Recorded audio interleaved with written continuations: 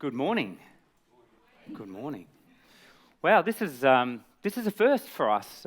It's 2020, and everyone is seated and ready to go before I've even done anything. Normally, we're sort of hustling over there, trying to get you to sit down and to get the morning started. So, firstly, thank you for coming along. It's great to be here. This is our first event for 2020 of our Talking Point series. I've had the chance to mingle amongst the crowd this morning, and there are plenty of new faces. There's some that we're doing some work with at the moment, and some that we have a long time ago. So it's great to see you all here today. My name's Dylan Flavell. I'm the Managing Director of Springpoint, and I'll introduce our team in just a moment. Before I launch too far into it, there's just a few scene setters and welcomes and acknowledgements. So firstly, just an acknowledgement and welcome to country. So we'd just like to acknowledge the land that we're on at the moment, of the Wurundjeri people and the Kulin Nation, and we wish to acknowledge the traditional owners, past, present and emerging.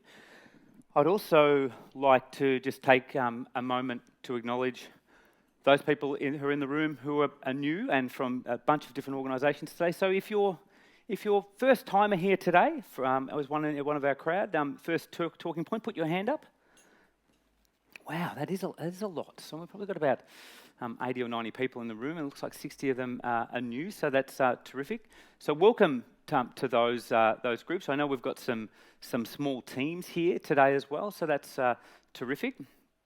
And we've got some individuals along as well. We're going to give you a chance in a moment to say hi to those around you, because we know whilst, I know that I'm the centre of attention right now, I know you really came to meet the people around you, so we're going to give you a chance to do that in just a moment. Just a little bit about us. We don't spend a lot of time talking about us on a day like this. Really, our Talking Point series is a chance to bring you together to connect with each other on hopefully some interesting stuff. But just 30 seconds on what we do and who we are. So I guess at the core of our mission up the top is to align culture to strategy through scaled behaviour change. So all of our work is really focused on that as a central theme. I guess the why of what we do is down the bottom left-hand side. We really believe that helping organisations, leaders, people to change the way they work can make a real difference in the organisations and communities in which they work. So that's, I guess, in many ways the reason we get out of bed and come and do the work that we do with the great people and teams in this room. How we do that, our service offering on the right-hand side, we're really focused on culture, leadership, and capability. They're the three areas in which we spend most of our time. There's some other stations at the back of the room. If at the end of today, or even during, you want to go up and have a look at the sort of work that we do. We've got some examples up there, so feel free to go and have a look and at those sort of case studies. That would be you're most welcome to do that. We've got a great topic today. I'm going to break the ice and get you warmed up in just a moment. We've got a great topic today, and I'll introduce our guest speaker, Adamsen, in a moment. The topic is really on the future of work, and we're bringing a global perspective. I guess is our global perspective, but I'm going to try and bring a little bit of content to the front end to help set the scene on what that might mean. But just a little warm up to get you moving. One of the topics I'm going to talk about today a little bit is automation and how that's impacting the future of work and roles and all those sort of things. So what I'd like you to do, two things. Firstly is in a moment I'll get you to say hello to the people in your little talking circle. So lean over and share names and where you're from, company-wise.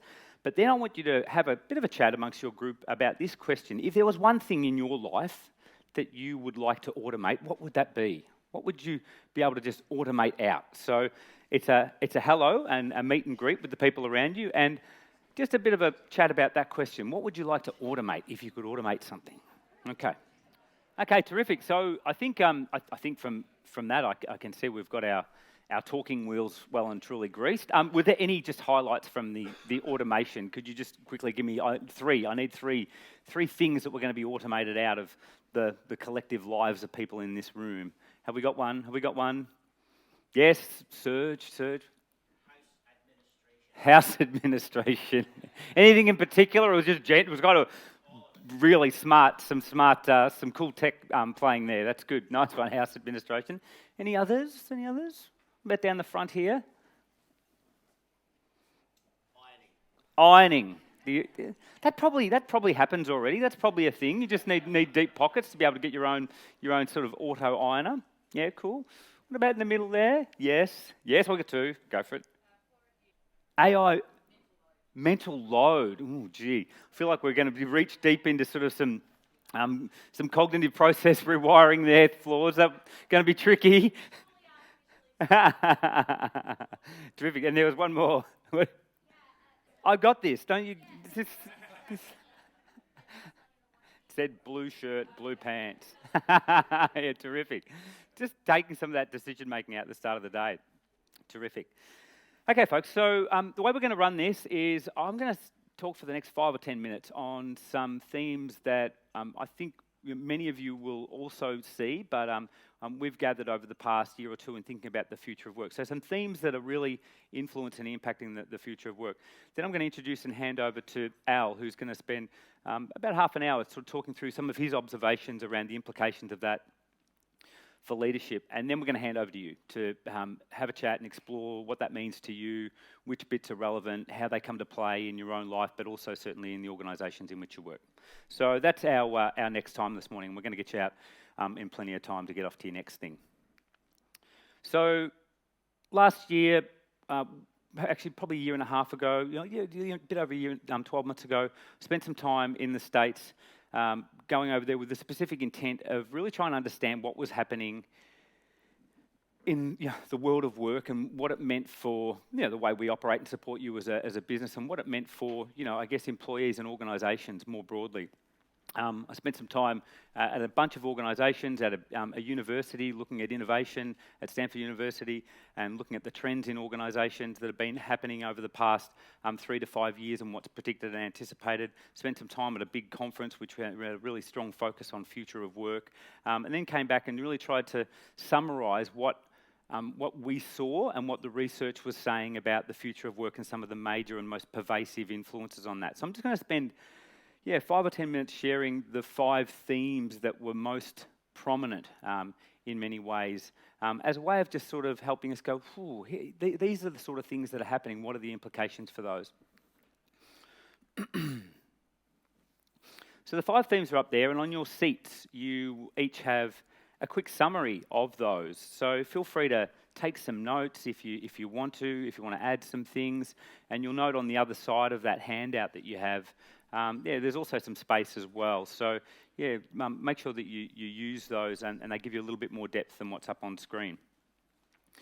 So the first one is this notion that customer experience is king. If you're in an organisation and customer is the most prominent theme driving the way your strategy is sort of navigating and orientating, now put your hand up if customer is the central or primary theme.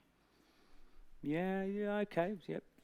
Okay, so maybe as I said central or primary, it's sort of central, it probably sits in many. So there's probably about 60% of people in the room put their hand up.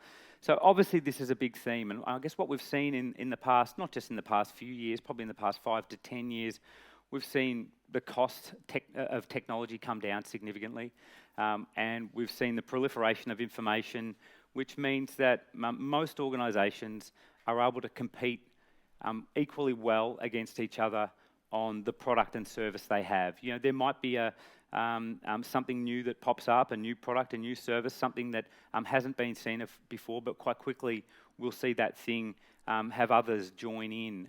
So being able to differentiate just on just on product, or just on a particular service is no longer a thing, and so customer experience has become quite quickly what we need to focus on to be able to firstly retain clients, but also be able to attract a premium margin.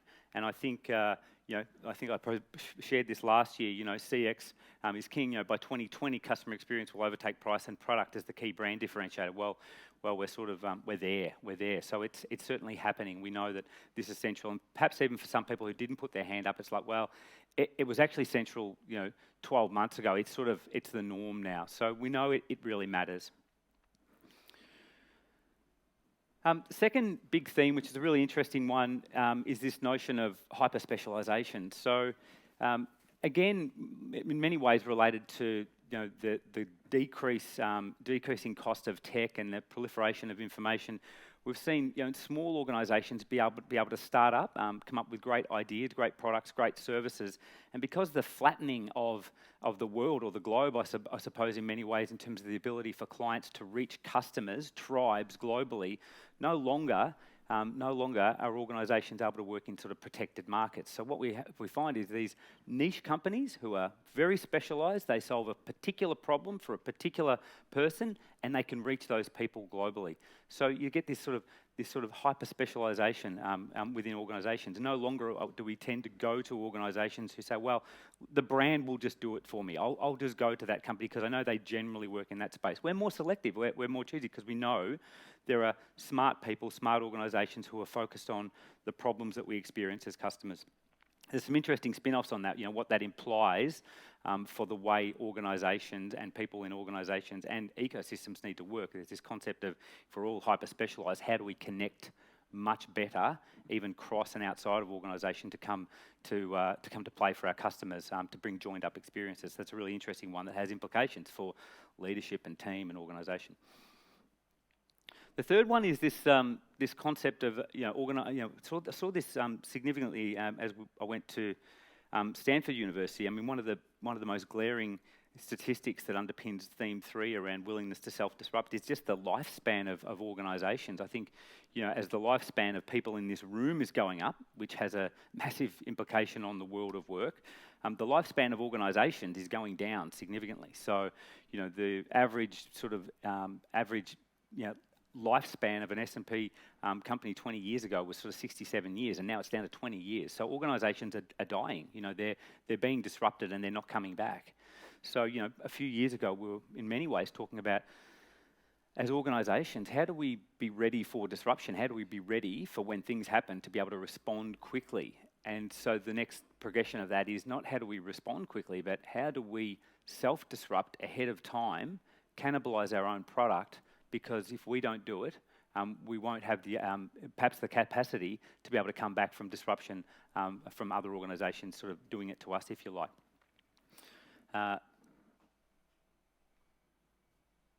That quote up there, if we don't create the things that will kill our company, someone else will. I think resonates really strongly with that sort of theme. The fourth one is AI and big data. It looks like Al and big data. So we've got Al. I'm going to introduce Al in a moment. So it's sort of like I had the fourth big thing, and he's quite he's a big guy. But his son is in the room, and he's about a foot taller as well. But AI and big data. So I spent a number of days at places like Google and had a really interesting and fascinating session with a particular guy by the name of Paddy, talking about emerging tech. And it's much of the stuff that you'll know about in many ways. He was talking about what sort of tech, what sort of kit, what are the things that are out there that can help organisations to do better at sort of the things that they do. What was fascinating from that conversation was, and that share was, he was sharing things that many that aren't yet adopted in organisations. So some things as basic and rudimentary as being able to just massively reduce administration, maybe not life administration, but administration in organisations through the automation of particular roles where there's loads of data entry, scanning of stuff. Those types of things have been the staple of many organisations in terms of core roles. And he's saying, well, clearly that tech's been available for years. We're not always still using that. But then he was talking about some much more advanced tech around the ability to gather continuous data that sort of started to take out many other roles as well, and enable us to predict and make decisions with much greater ease. Insurance companies was a terrific one where they looked at, had tech around continual visual tracking of particular situations that allow us to know what's happening, the likelihood of particular accidents happening. Our friends at Slater and Gordon in the room will be all over some of the tech that's happening in this space. So, but what was really interesting from that was many organisations aren't utilising it, and the challenge for organisation now is that they are getting really pushed on cost, and they're really needing to adopt that.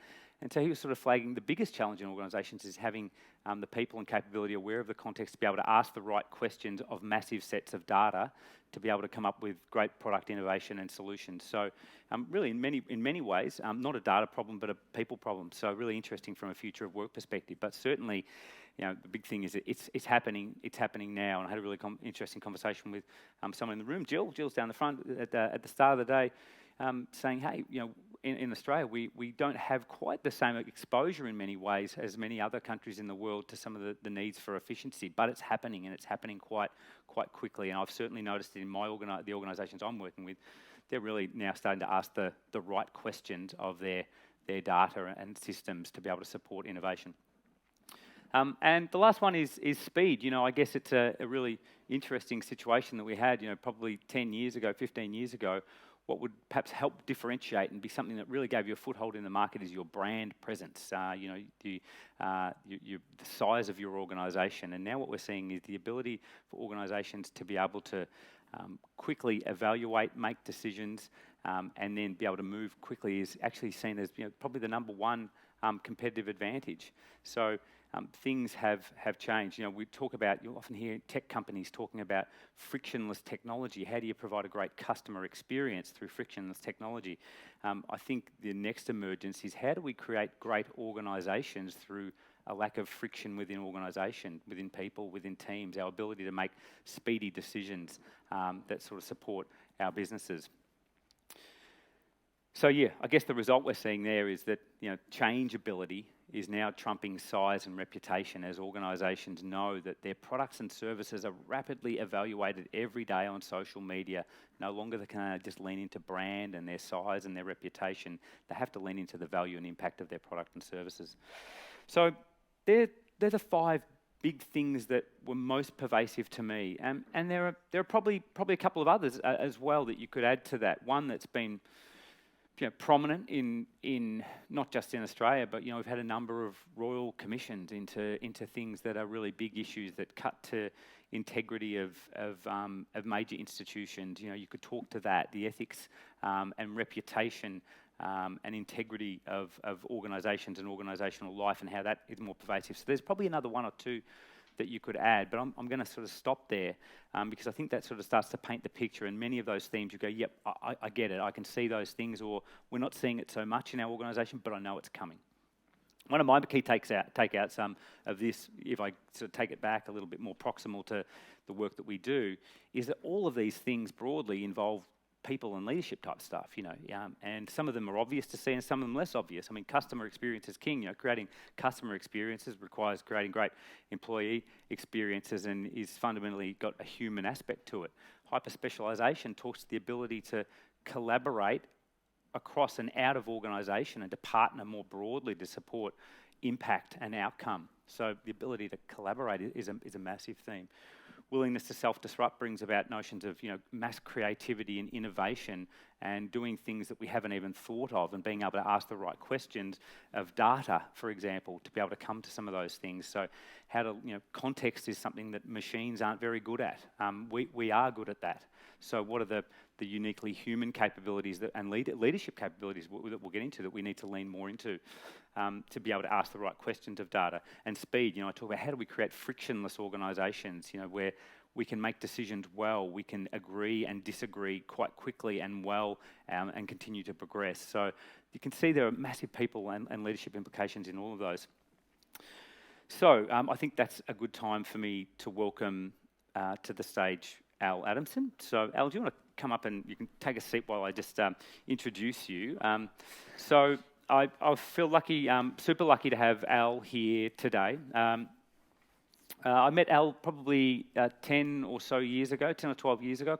We're struggling this morning to remember where it was, but I saw Al speak at an event in the States, about 10 or 12 years ago, and it was on the topic at the time was really around future of work, and it was really around how, as a community, this community, HR, OD, business leaders, we can do a much better job of using data to help inform positive change in organisations, particularly as it relates to people. And I was sort of really fascinated by that conversation, and I approached Al, and 6 months later we managed to bring Al across and spent weeks together immersing in some of the problems and challenges that we were both collectively seeing. And broadly it was about Al's mission in many ways is people data for good, and how to create great organisations by using data in an ethical and impactful way.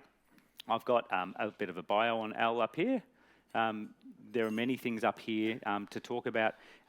If I start from the top, Al is the founder and CEO of People Analytics and Future of Work and Insight 222. Both of them organisations, quite a little bit different, but both of them focused on developing workforce analytics and people analytics capability in organisations. He works with the biggest organisations in the world in supporting that outcome through consulting, through conferences, through amazing content and a bunch of other things. Al will be here after today. If you want to talk to him about any of that, of course you can.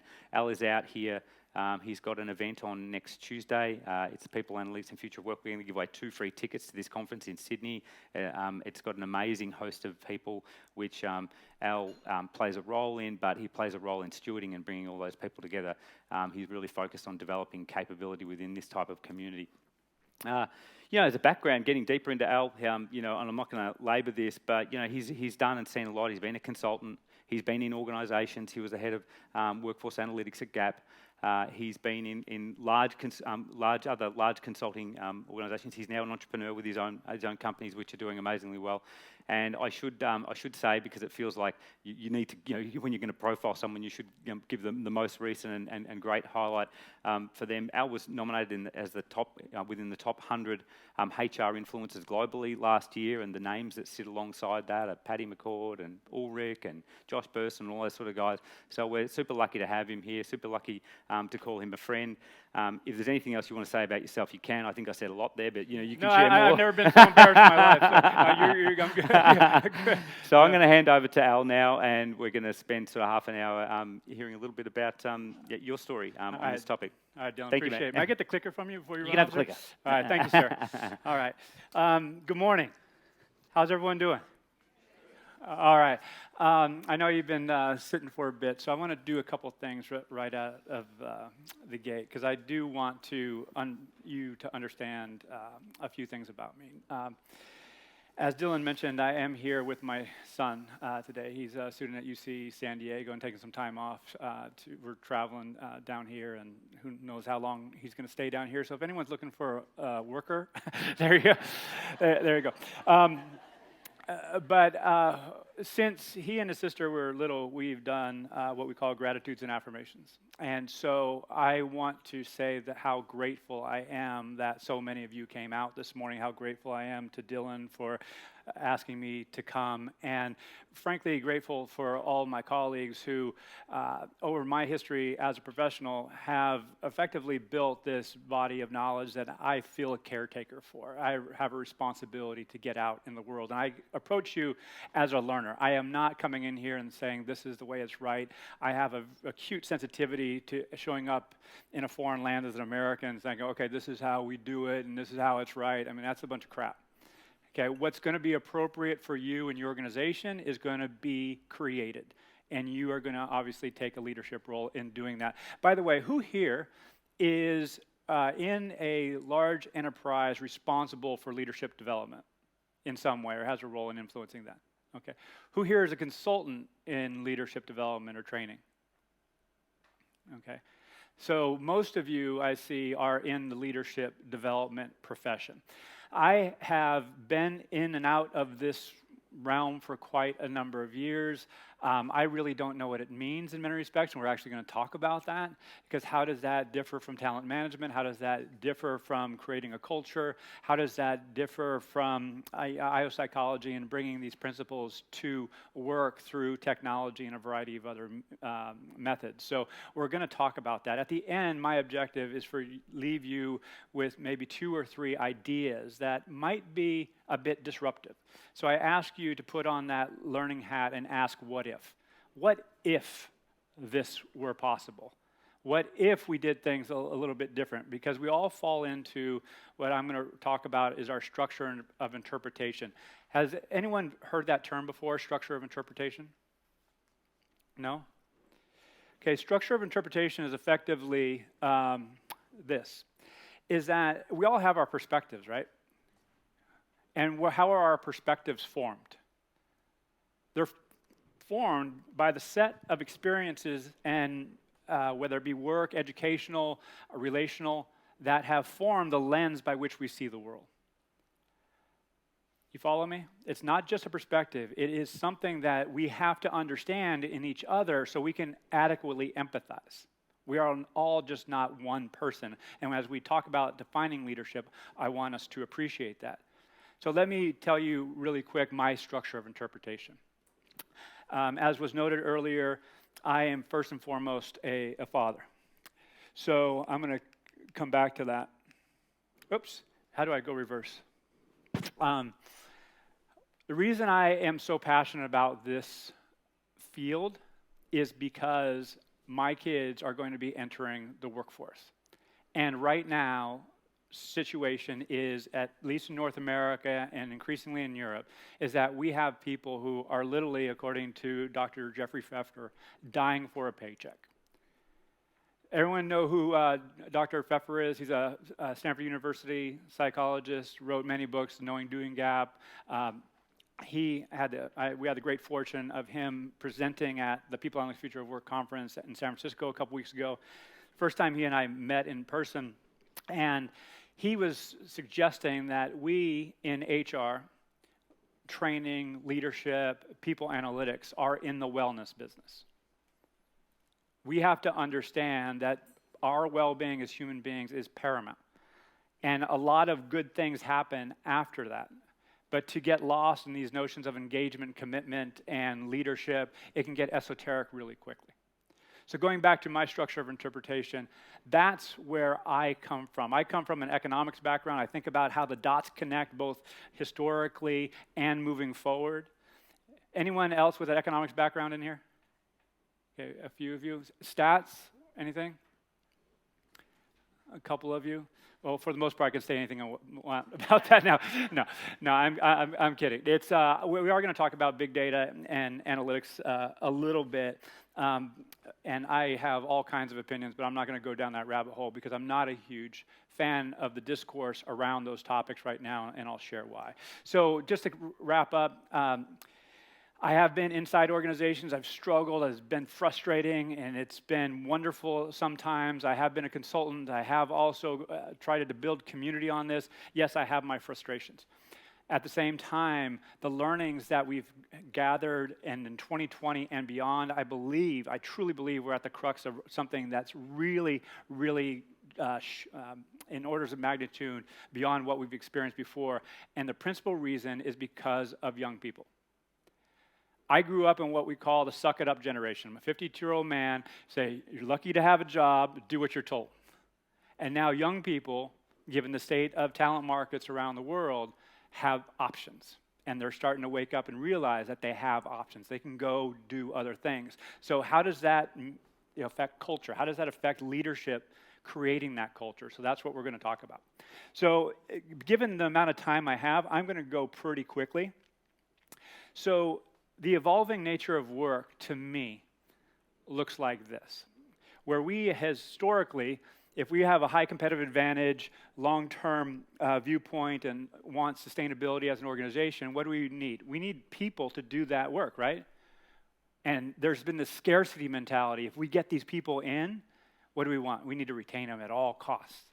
And this notion of employability hasn't really been taking hold. And I would put forth that we have to think about employability. If someone comes in an organization and we invest in them as a leader, that is okay if they go on somewhere else. Because is that going to positively affect our brand? Absolutely. There's going to be more turn. We have to accept that and build systems that are going to enable that. In 2008, 2009, what happened? I do not know if it happened here to the degree it happened in North America, but certainly number of employees went down. Number of consultants and contractors went up. Outsourced providers increased. Did this dynamic happen here in Australia as well? Yeah. So what has happened over the last 5-10 years? This has expanded even more, where we have AI and automation and globalization and gig economy, gig workers taking a bigger portion of the work. Have you all socialized this notion of the half-life of skills? When I grew up, you get educated, you have a job for 10 years, you employ those skills, and now you learn a skill, what happens? How long does that skill last? Not very long, right? So, to you all, what's the number one leadership attribute? Let me ask this question. Who here has a working definition of leadership in your organization? Oh, shit, let's all... All right, let's workshop this and we'll come back. So I'll just put that as something that has to be fixed. So here is my number one attribute of leadership in 2020 and beyond. It's the willingness and capacity to learn, and in turn, take action on that learning. The willingness and capacity to learn, and in turn, take action on that learning. And we're going to come back to that in a minute. Because the world is shifting, right? The world is going very, very fast. And if I don't learn how to work this thing better, then we're all going to go crazy. As Dylan mentioned, I came across, I worked with Chris Mason at Patagonia. He's now moved on. But he was the one of many, actually, but he was the one who kept coming back with this idea of people data for good. And it's just that, okay, we have to just embrace that and make this who we are. So I run the People Analytics and Future of Work community and conference series. We have 4 conferences around the world now. We're doing our first one in Sydney next week. We do London, New York, and San Francisco. So we're building community around this theme, particularly the future of work and how data and analytics are going to influence that. So I do have this data orientation, but it's really the door I take to get into this room, and we are going to talk about that. Who here has any work with technologies that provide visibility into behavior, like a survey tool or maybe an organizational network analysis tool? Anybody? Okay, a fair amount. Okay, so we're going to come back. But ultimately, there's ethical challenges, right? So we promote the responsible and ethical use of people data to benefit individuals, teams, groups, diversity groups in particular, and society at large. So that is our mission. These are some of my key influencers, and I was thinking as I was preparing for this talk, like, who do I want to reference here? And these are some, and I couldn't find some books. Among the books that I couldn't find, Sean Aker, Happiness Advantage, Nicole, give you a shout out for that, as well as Carol Dweck's Mindset, the New Psychology of Success. I mentioned Dying for a Paycheck, but I'm going to reference a few of these as we go.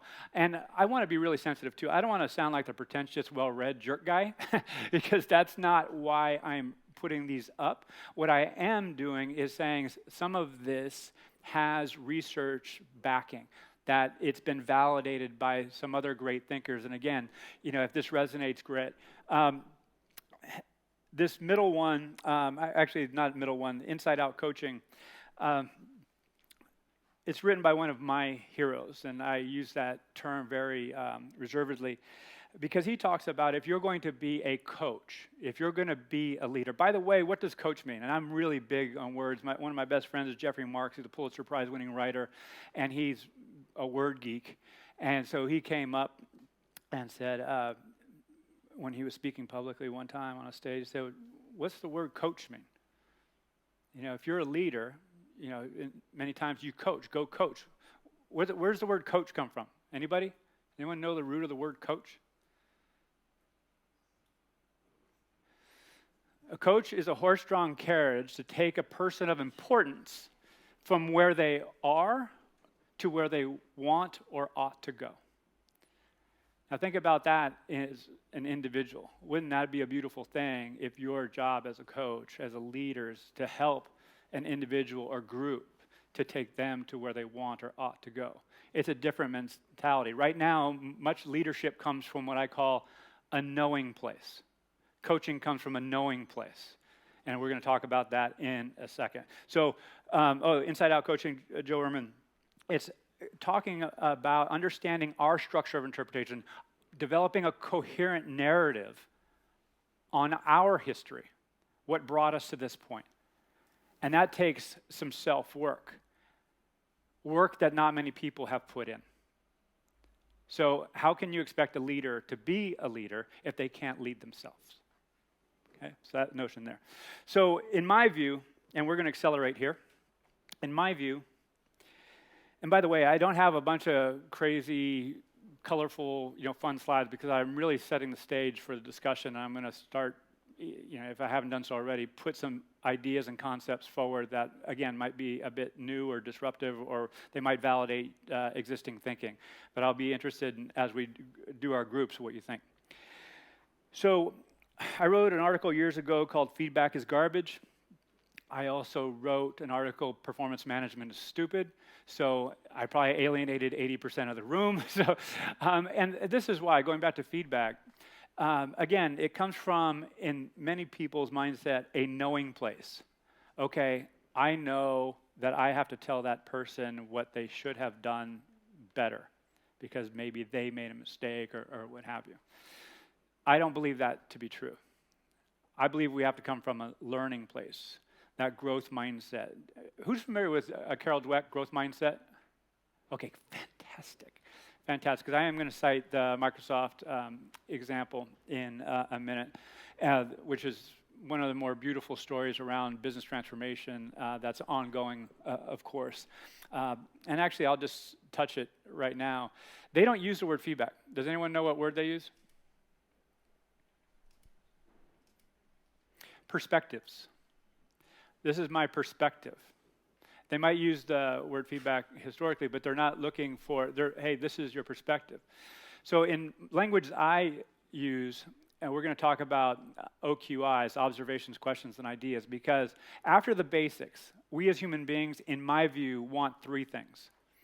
We want to be seen, we want to be heard, and we want to be empowered. We don't want to be told what to do. How is this, for a leader? If I'm coming to you, telling you what to do versus, hey, this is what I observed. I see you. What happens when you look at a dog just sitting there? One of my favorite things to do, compare humans to dogs. When you look at a dog just who's lying on the floor, you make eye contact, what does that dog do more often than not? Wags its tail. Why? Because it was seen. It's a sentient being that was seen by another being. Maya Angelou, great American poet, talks about if someone enters the room, just stop what you're doing for 20 seconds and give that person your full attention. As a business leader myself, as a parent myself, one of my biggest challenges is running 8,000 miles an hour, stopping immediately, being fully present for somebody, exiting that with integrity, and moving on to 8,000 miles again, then stopping again, and doing that multiple times a day. That's hard. It's unnatural. It's very difficult. It takes a skill. But being fully present, seeing somebody, hearing somebody, and empowering somebody. So if we have a growth mindset, and I come in, hey, I see you. This is what I understand went on. Tell me more about that. In that situation, did you think about doing this? So now I'm staying in curiosity. I would advocate compassionate curiosity as opposed to critical curiosity. With our kids, we have it started as 3 C's, and I'm probably embarrassing Cash right now, but my son. It started with kindness, curiosity, and creativity. Now, you can call me out because kindness is with a K, so I screwed up right out of the gate. So, but it's a hard C. But it's kindness, curiosity, creativity. It got up to 30 C's. There's collaboration, courage, celebrate others, all these other ones. Criticism is not one of them. Curiosity is. It's one of the staples. It's one of the first 3 C's. So what is it like to stay in curiosity, compassionate curiosity with somebody? That's how you empathize. That's how you learn what's going on. And then telling somebody, what does it do? And there's research that goes back many, many years. David Rock, who's familiar with David Rock, Neuroleadership Institute? He's done research around how feedback does what? Gives a fight, flight, or freeze response. Okay, going back to 2004, the Corporate Executive Board did a study that performance appraisal processes disengaged not only the person being reviewed, but the reviewer, him or herself. Why the heck are we still doing this? It's not something that can persist, and the reason being is that young people are not going to tolerate it any longer, and I'm going to get to that in a second. So seen, heard, and empowered. And then at the end of that conversation, what would it be like to offer up an idea? Hey, this is what I believe, you can do to improve that. But choosing whether or not you do that is up to you. So now I'm empowering you as opposed to telling you what to do. Does that seem like a more healthy conversation for a leader to have with a direct report?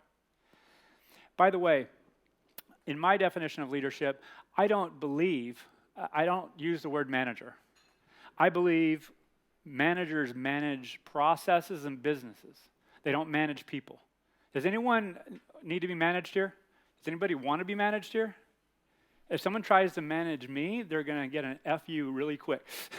It doesn't work, particularly for high-value talent, people who are ambitious. Do I want to be led? Yeah, absolutely I want to be led. And we're going to talk about the role of the follower as well. And this is something, because I can't lead everything. I don't want to lead everything. In some cases, I personally want to follow. And I want to trust the person who I am following. And reciprocally, when I have the leadership role, I want to earn the trust of those. But how do I do that? It's not staying in this knowing, fixed mindset. So quickly, OQIs, observations, questions, and ideas, and that is going to help people feel seen, feel heard, and empowered. Does that resonate with you all? Because at the end of the day, this is really about me. I need validation. No, I'm kidding. I need to feel seen. No, it is something that, in my experience, particularly in coaching young people as well as leading fellow adults, it has resonated, and in organizations that I have advised, it's taking hold. That being said, the shift is in what? The shift is in mindset and language as much as anything. And is that easy for us human beings? Oftentimes not. We just want to buy a technology, throw it in there, and everything's going to be fine, right? That's not the way the world works, okay? So has anyone seen this? I'm sure you have. Who has a similar rating scale to this? 1 to 5? Okay, I'm going to break out in hives real quick. But if you went to school, hopefully you aspired to get good grades, you got A or B. So if you get a C, there's a forced distribution. Well, 80% of the population gets a 3. That's just the way it is. Be happy. Has anyone had those types of conversations? They're asinine. They're absurd. They're wrong. They're inhuman. They're not going to last. They have to change. Sorry, I probably pissed off about half the organization, but this is about identifying high performers, high potentials, bottom 10%. People need managed out. There is a better way. And those better ways are, again, going to be created by you all. They're not going to be because we've nudged this, because we've been trying to disrupt, innovate, throw out performance management in the U.S. really for the past 10, 15 years, yet it keeps coming back. It gets hidden and stuff like that. But it's been a lack of creativity by and large that these types of processes have persisted. What I advocate is thinking about a developmental progression. We all talk about habits. I'm sure you've heard about the power of habit, Charles Duhigg and others. This is our way of being. What would it be like if we looked at skills and behaviors? By the way, I draw a distinction between skills and behaviors. Skills being the technical skills that do work, behaviors, the behavioral skills. By the way, just to piss everybody off, if someone says soft skills here, I might jump out of the stage and go after you, because that was invented by a bunch of men who viewed these feminine traits as weak, therefore they call them soft. Where in fact, they're the hardest things that we can do as human beings, is empathize and truly be present for others. So the soft skills are really hard. Technical skills are pretty easy and they don't last very long. So if we have a skill or behavior, if it's observed, not observed, doesn't exist. If it's observed, repeatedly observed, now I get confidence that the person has that skill or behavior. Now it's confident after 3 months, after 3 years, however long that horizon might be. I am confident that that's habitual. That's that way that person shows up in my absence. Follow me? after this, they're coaching others. So now they know that skill or behavior so well, they're able to coach others. And then finally, 10 is like guru status, right? I know that person. That person has a brand around that skill and capability. I'm going to go out and find that person because they can help me get where I want to go. You follow me? They're that coach. With me so far? So it's about frequencies, habits. So I have kids. I've been at UC Davis, where I went to undergrad. I worked in the Career Counseling Center. And so I had students, peers, come to me, and they would ask, Al, what should I do? I have no idea. I'm just another student trying to make it up, too. Fast forward, I have coached people at after school, younger kids, and then eventually, as I got into Ernst & Young as management consultant, I started advising younger professionals. And so I started to reframe some of this into these 10 dimensions. So skills, behaviors, experience, education/knowledge, education formal, knowledge informal, contribution/accomplishments. I can give a rat's tail what you're responsible for. I want to know what you've done individually or contributed to as part of a team. Activities, use of time, the wise use of time, this notion of temporal intelligence. How aware are we of how we're using our time on a habitual daily basis? How much leakage do we have? In our coaching circle, we talk about leakage, where we have capacity that is lost because we're unconsciously doing stuff that's not value-added, not intentional. Relationships. Everyone familiar with Dunbar's number? What's Dunbar's number? 150. The Dunbar's number is 150, and sorry, that's just like, I laugh at that because I don't know if that holds true in 2020 and beyond. Dunbar's number is effectively, that's the number of relationships that we can meaningfully have over time, but I don't know if it's higher or lower given the state of where we are, given the different channels of communication. One of my other heroes, Rob Cross, wrote a great HBR article, Collaborative Overload. So it's just we're getting bombarded by so many channels. How can we manage that in these relationships? Passion/purpose. So is what I'm doing aligned? How I'm spending my time, is it aligned with my passion and purpose? And what do I need to make as an individual? What benefits, wellness do I need to have? In other words, am I willing to work 60 hours a week and commute 2 hours? Or do I want to work right down the road and only work 30 hours a week because I'm at that stage of life? You follow me? So this is what I put together tools, and I can send you to a reference center where you can use this to effectively frame how you coach others. But it's also something that might look very familiar, or in the future I would put forth that is going to be familiar to everyone. And it's based on this. The beginning of wisdom is calling things by their right names. We're using language intentionally, and we have up to this point, and I hope we continue to do so. Because we have all these words, right, floating around organizations. Engagement, purpose, culture, safety, experience, commitment, productivity, performance, well-being, agility. Any other words that I'm missing that are prominent in your organization? Anything else? What's that? Innovation? Yeah? Anything else? What I'm getting at is that there's all these constructs all over the place. Everyone has their own language.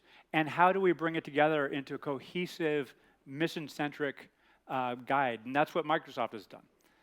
That is their guiding construct around growth mindset. It changes the conversation to perspectives as opposed to telling people what to do. Does anyone have a governing construct for their organization similar to growth mindset, or might be growth mindset itself? Because when we talk about leadership development, how are people going to be good leaders if they don't know what good leadership looks like? Or what I use the word term effective leadership, because good can get esoteric really quick. So the PAD framework is the other side of the coin to the TAD framework. These are the same dimensions, so I'm not going to go through them again. They're the same thing. So what would it be like if the way individuals develop themselves is the same way organizations looked at them? You with me? If we did that, we could align these formally disparate processes where the TAD framework, or the PAD framework, whatever approach you want to take, is the way we can write a job description. Who has a disciplined way in which the way they write the job description? Actually, let me just ask this question. Your organization, if the job description, let's say for an executive or what have you, is out there, when they actually come in and work, what's the delta? What's the difference between what they actually do versus what's in that job description? Is it pretty significant? It's pretty significant.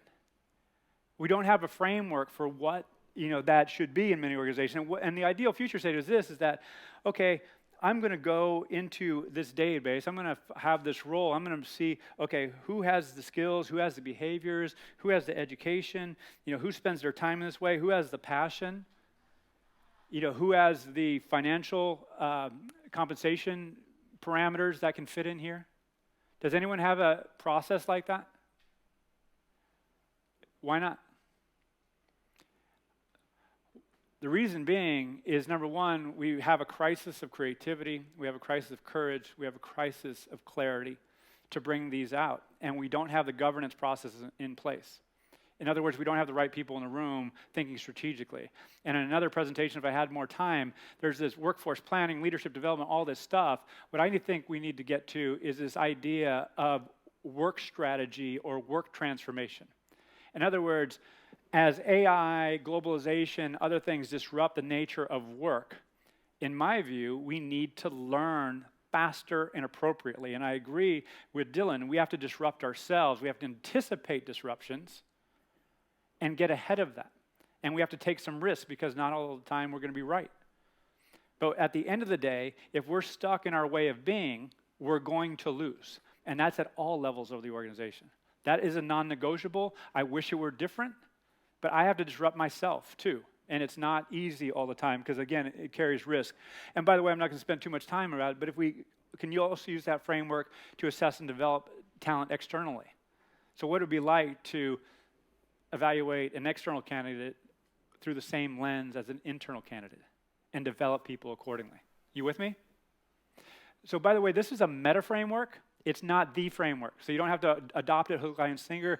Different competency models, things can fit in there. So this is something I'll just give you. This just articulates what these dimensions are in more detail. And this is where I'm going to start wrapping up. So data-driven definitions of leadership. If you don't have a definition, I would encourage you all in our breakouts to think about what that might look like. I put forth the idea of the willingness and capacity to learn. Willingness is, am I open to learning? Capacity is, do I have the ability to? Both need to be in play. Assessing and developing growth mindset over time. I believe growth mindset is a non-negotiable. And I am still shocked in the United States and elsewhere that we are not assessing or nurturing growth mindset.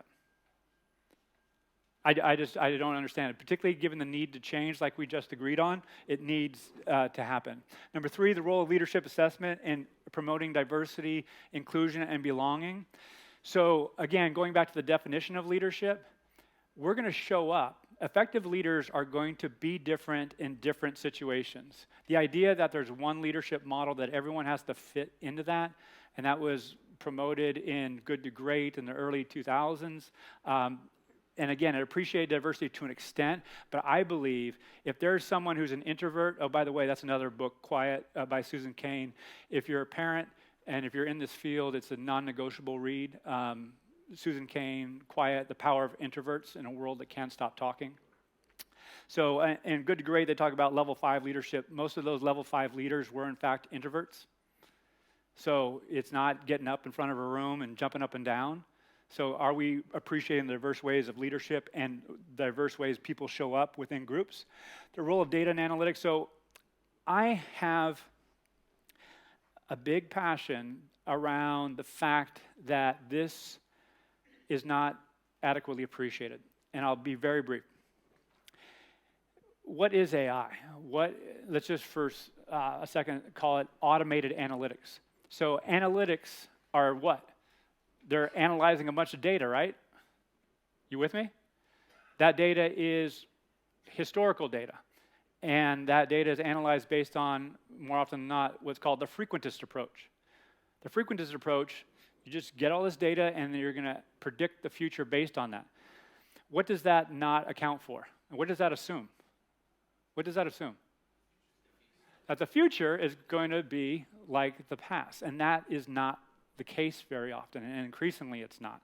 So how can we appreciate that? So AI has some dangers, some shortcomings, particularly when we talk about human behavior, that has to be noted and appreciated. We have to have a data strategy. We have to be very, very conscious about the data that we use in assessing people and developing people. And finally, scaling effective leadership. I'll just put this forth, and this goes back to this Barbara Kellerman notion around followership. If a culture is going to shift based on enhanced leader effectiveness, everybody in that organization is going to have to effectively be on the same page, talk the same language, understand that sometimes they're going to be leading, sometimes they're going to be following, and that's going to be okay. We have to think systematically. The idea that you're going to go to an offsite, go to a training program, watch a set of videos, and all of a sudden everything's going to be okay, ain't happening. We tried that, again, Barbara Kellerman and others have criticized the fact that so many millions and billions of dollars have been spent on leadership, and for what? Primarily, it's been a retention exercise to keep those people enrolled, to feel that they're invested in, arguably. Moving forward, we need to do it for not only the benefit of the organization and those individuals who are undergoing the training, but everybody in that system. Again, we are in the well-being business. So just to recap, this is what we went through. I'm going to kick it over to Dylan. Thank you for listening. I will be here throughout the morning. But again, I really, really appreciate you all having me. And I will say this in closing, that I was with the Inform Group in 2003, 2004. If you don't know, they were out of Brisbane. And I led North American Consulting for them. And so I have learned so much from Dylan, so many, Sarah Fuller, who's now at Mercer, Australians, Chris Butler, who's now at One Model. I don't know what it is, but I just want to thank you and your country people for having influenced me over the years. I mean, it kind of brought me to this stage, and I hope my perspectives and ideas have been helpful. So all the best.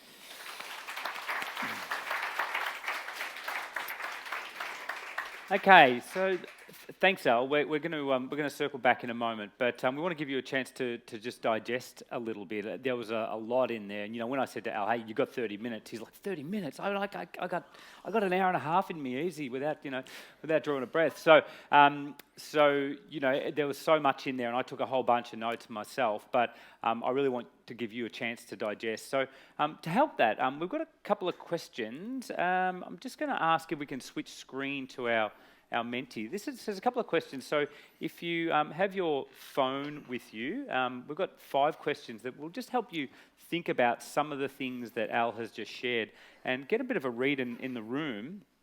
So if you go to www.mentee.com and use the code up there, 927835, we're going to ask a few questions, and then we're just going to spring into some conversation in your groups about your key takeouts and reflections. So that was a key question that Al was asking about, going, hey, if we can't name things by their right name, how can we expect to develop things and know how we're going? So perhaps just plug your answers into that one.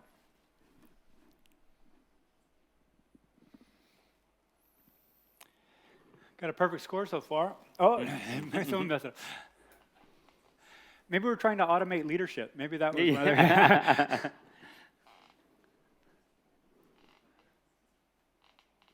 Recognise there's a couple of parts to that question. First is consistent, and second is well understood. So there's perhaps quite a bit in that in and of itself.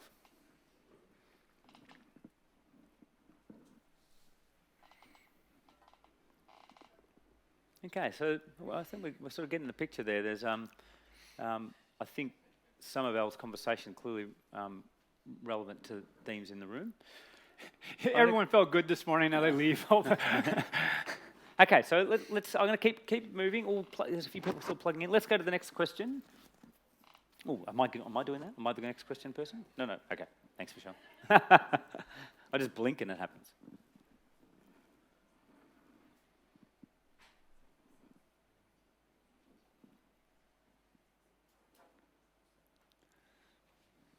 So in your organisation, is leadership typically attached to particular roles or all roles? Al sort of touched on this in different ways when thinking about how leadership attributes actually can be within followers in many ways. But we see many organisations where leadership is about the executive team or the senior management group. So interested in how that's perceived in your organisation. Interesting. I'd be interested on everyone's behalf what this looked like 2 years ago and what will it look like 2 years from now. I would just put forth that I would think all roles is going to be increasing, but that's my idea. Could be totally wrong. Okay, cool. So we're tracking along there. Let's still going. Bit of a late rush. I was thinking. I'm not quite sure. Got it. Okay, next one. How does your organisation assess leadership effectiveness? We've got if you can't read those, we don't. Gut intuition, employee engagement, culture, or other regular surveys. I'm sure you'll see on your phone. Regular 360s, regular development or assessment centres. Our performance management process. Al's quite a fan of that. Business performance outcomes. Other.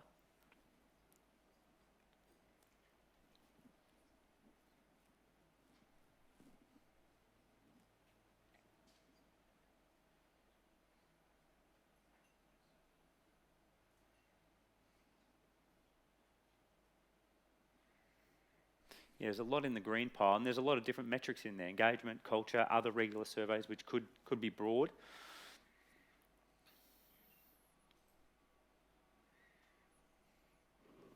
Okay, I think we've got two questions. We'll hold. Okay, so a bit of a spread. Performance management process is played out there. A bit of a late surge. I think we've got one or two questions, and then we're going to just hand over to you to have a chat. This is about investment in leadership. So is it equally distributed across the organisation? Is it biased towards senior roles? Biased towards frontline roles? Or is there not a lot of investment?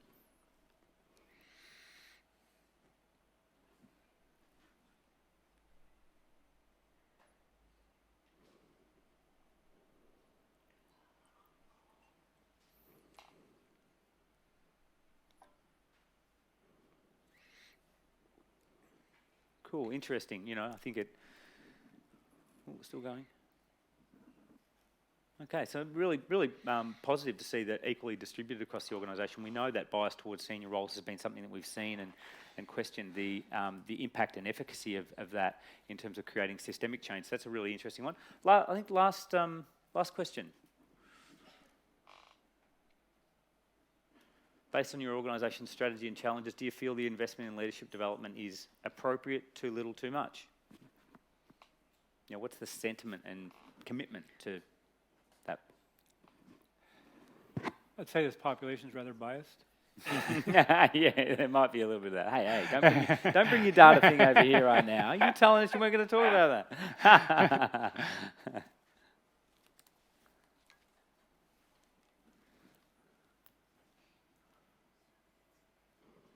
Okay, so thank you for taking the time to do that. I mean, partly it's great for us to get that data, but importantly, I think it helps you see what's happening in the room, some of the themes around here. So we are going to wind up at 9:30, which just gives us a chance to connect in your group. So my suggestion is to just pull your chairs around. On the back of that handout, there's a couple of just key reflection questions, but we don't want to parameter you too much in this, so feel free to talk broadly about your reflections on the key things you heard from Al and the key implications and inferences for your organisation. But yeah, there are 3 key questions. So perhaps just at the end here, maybe turn your chairs around and turn into the group and have a bit of a chat about what you heard.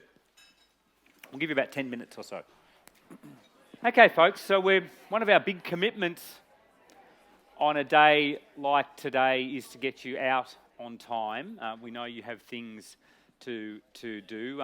Sometimes we spend a little bit more time debriefing the things that you've shared, but we're not going to do that this morning. We're going to sort of wrap up and get you out of here. Before we do that, there are 2 seats in here that have a lucky prize underneath. So you might try and quick look under your chair. I know Deanna was the planter of those things. So have we got a winner in the room? Have we got anyone? Deanna, did you really do that job? Oh, we got one over here. We got Mel. There you go. We got one lucky ticket.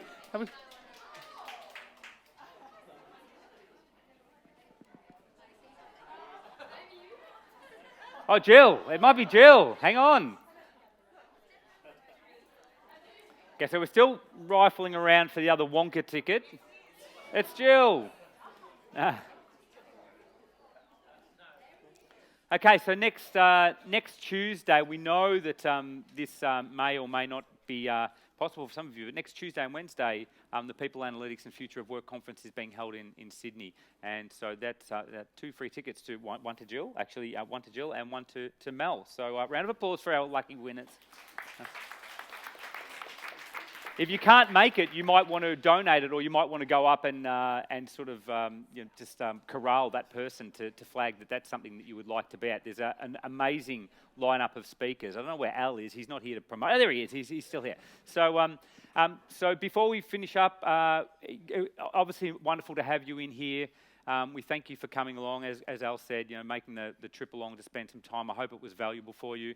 If you have colleagues that couldn't make it, we love being able to take these in-house and being able to take these to your organisation to share a little bit. So we're always doing that, going along and having lunch and learn sessions just sharing some of these things. So if that's something you're interested in, come and have a chat to us. It's something that we love to do, and there's great value that we get out of that as well. Our next talking point is in May. We haven't got a specific date yet. Noel, have we? No. Where's Noel? No. We're circling in. We're circling in on that as a date. So we'd love to have you come along again. And if you came along individually and you'd love to bring your team, then there were 3 team offsites that happened right in the room today. So there's a lot that happened there. I think finally, before we finish our raffle, we've done. I just want to thank Al again for coming and spending time with us. As I said, there were so many things that he shared. I've got a lovely prize. I know Al likes Australian red wine, so that's where we've landed for you. But once again, thank you to you all for being in the room. Have a great day and a great week, and we look forward to seeing you again soon. Thank you.